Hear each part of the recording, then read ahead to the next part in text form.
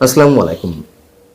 প্রিয় দর্শক, নিশ্চয়ই আপনাদের মনে থাকার কথা, অনেক আগে থেকেই আমি দুটি বিষয় বলে আসছি যে ভারত আওয়ামী লীগের জন্য যতটা সম্ভব করে যাবে এবং আওয়ামী লীগের বিকল্প হিসেবে ভারতকে বিএনপিকেই বেছে নিতে হবে।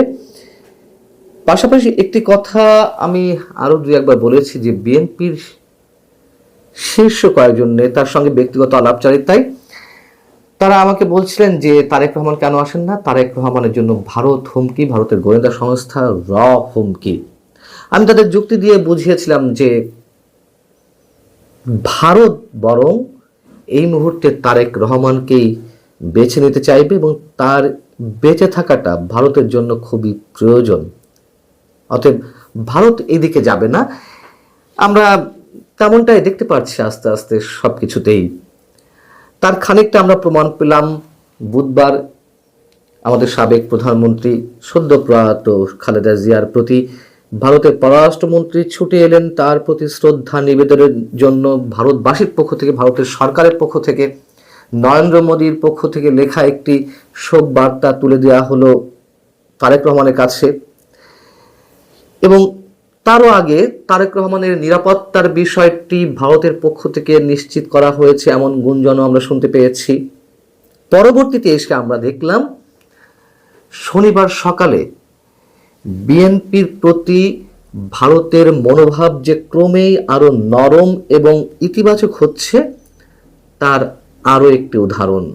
সেটি হচ্ছে শনিবার সকালে ভারতের প্রতিরক্ষা মন্ত্রী রাজনাথ সিং তিনি দিল্লিতে বাংলাদেশের মিশনে ছুটে গিয়েছিলেন শুধুমাত্র খালেদা জিয়ার জন্য। দিল্লিতে আমাদের হাই কমিশনের যে শোক বই খোলা হয়েছে সেখানে মন্তব্য লেখার জন্য, তার প্রতি শ্রদ্ধা নিবেদনের জন্য। সেখানে গিয়ে তিনি কি লিখলেন?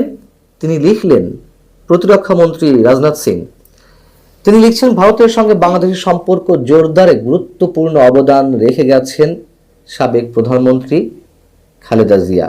তার এই উল্লেখযোগ্য অবদান সব সময় স্মরণ করা হবে।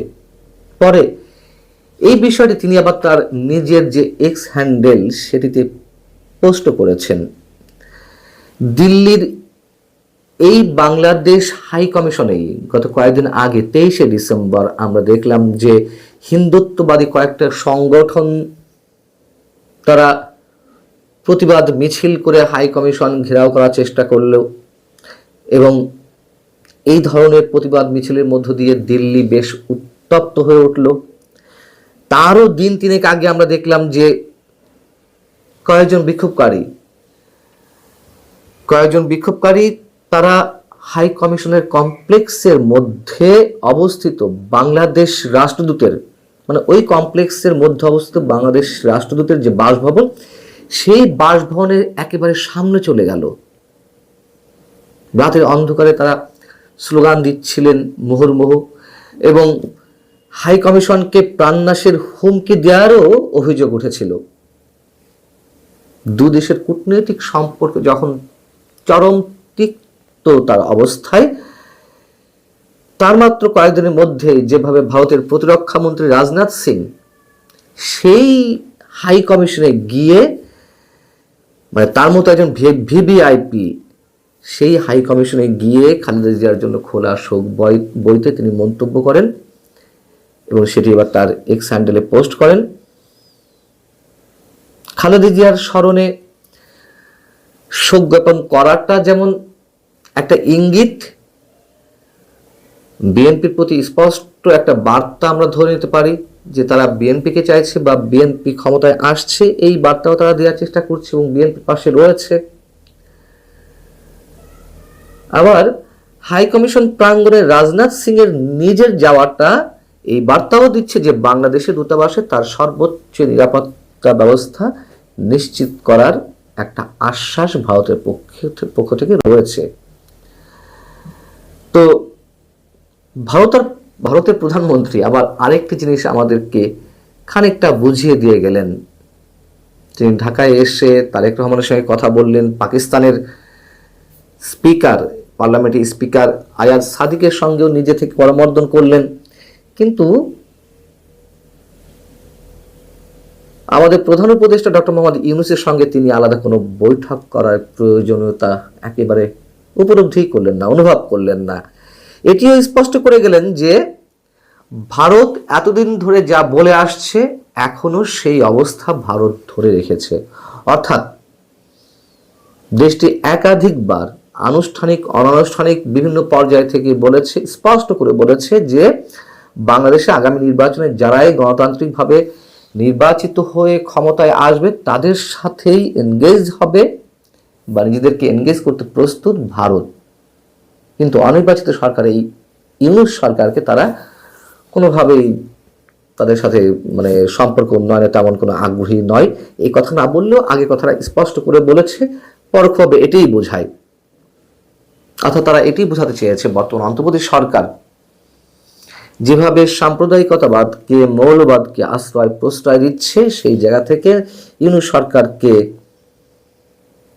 মোটামুটি সর্বাংশে সাপোর্ট করা বা তাদের সঙ্গে সম্পর্ক গড়ে তোলা ভারতের পক্ষে মোটেই সম্ভব নয়। এখন বর্তমান বাস্তবতায় যারাই ক্ষমতায় আসুক গণতান্ত্রিকভাবে নির্বাচিত হয়ে, এটি বলতে যে বিএনপিকেই ভারত বোঝাতে চাইছে সেটিও স্পষ্ট হয়ে উঠেছে এবং ভারতের বিভিন্ন গণমাধ্যমে বিএনপিকে নিয়েই এখন বেশি আলোচনা চলছে। আমি এর আগে আপনাদের জানিয়েছি যে হঠাৎ করে ভারতের গণমাধ্যম থেকে আওয়ামী লীগ উধাও। এখন সব জায়গায় দেখবেন ভারতের বিভিন্ন প্রভাবশালী গণমাধ্যমে তারেক রহমান এবং বিএনপিকে কেন্দ্র করে নানান ধরনের হেডলাইন, নানান ধরনের সংবাদ। আওয়ামী লীগ যে একেবারে নেই তা নয়। এবং এ কথাও নিশ্চয় আপনাদের মনে আছে, আমি এটা বলেছিলাম যে আওয়ামী লীগ এবার ক্ষমতায় আসবে তার প্রশ্নই ওঠে না, ভারতও সেটি ধরে নিয়েছে। কিন্তু আওয়ামী লীগের জন্য একটা স্পেস তারা তৈরি করে দিতে চায় রাজনীতি করার, ভবিষ্যতে ক্ষমতায় আনার বা আনানোর ব্যবস্থা করার। বিষয়টি হতে পারে অস্বাভাবিক কিছু নয়, তার কারণ আওয়ামী লীগ ভারতের যেই সরকারই থাকুক না কেন তার অকৃত্রিম বন্ধু।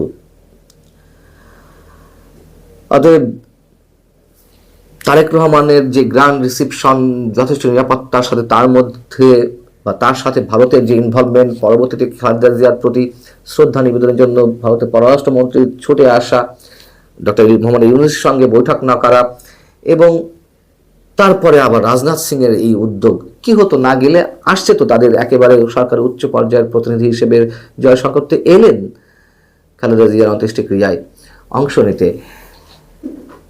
তারপরে রাজনাথ সিং না গেলে এমন কি হতো, তাই না? এটিও একটি বার্তা, একেবারে স্পষ্ট বার্তা। অতএব সেই জায়গা থেকে আগামী নির্বাচন হয়তো হওয়ার পথে, তারপরেও আমরা এখনো নিশ্চিত নই যে আদৌ হবে কিনা। আর কারণ এর সাথে আরো অনেক খেলা রয়েছে বাংলাদেশের অভ্যন্তরীণ শক্তিকে সামনে রেখে বহির্বিশ্বের। ভালো থাকুন সবাই, আল্লাহ হাফিজ।